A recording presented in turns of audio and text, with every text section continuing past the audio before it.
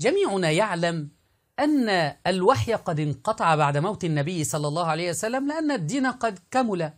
قال تعالى: اليوم أكملت لكم دينكم. وأيضا نلزم الشيعة الذين يقولون بأن الوحي مازال مستمر بعد موت النبي صلى الله عليه وسلم بالحديث اللي بيستدلوا به دائما علينا، وهو: أنت مني بمنزلة هارون من موسى إلا أنه لا نبي بعدي.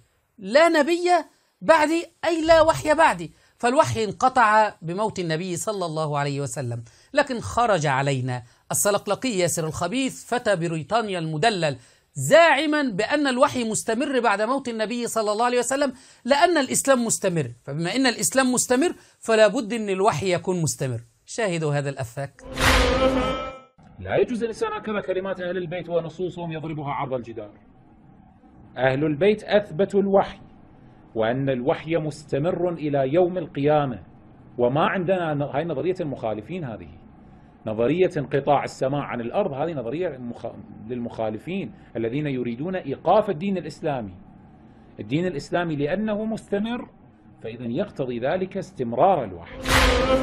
يقول هذا السلقلقي: بما أن الإسلام مستمر فلا بد أن يكون الوحي مستمر، وهذا طعن في نبوة النبي صلى الله عليه وسلم، وكأن النبي صلى الله عليه وسلم قد ترك الدين ناقص، ولا بد من إمام معصوم بعد النبي صلى الله عليه وسلم يكمل الدين. الله يقول: اليوم أكملت لكم دينكم، لكن هؤلاء يرون أن الدين ناقص ولا بد من إمام. بمعنى يوجد كتاب الكافي لمحمد بن يعقوب الكليني به أكثر من 16,000 رواية، فيه حوالي 90 رواية فقط عن النبي صلى الله عليه وسلم، فقط من 16,000 90 فقط. طب لماذا؟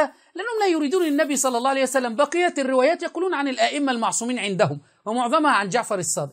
يعني إحنا كنا نحتاج النبي صلى الله عليه وسلم 23 سنة فقط وقت نبوة النبي صلى الله عليه وسلم، وبعد ذلك لا نريدك يا محمد. عندنا الإمام علي، الإمام الحسن، الإمام الحسين، وعندنا البقر والصديق والجواد والرضا.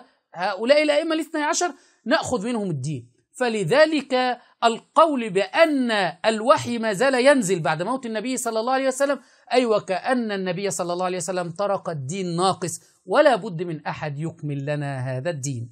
عمائم مزيفة.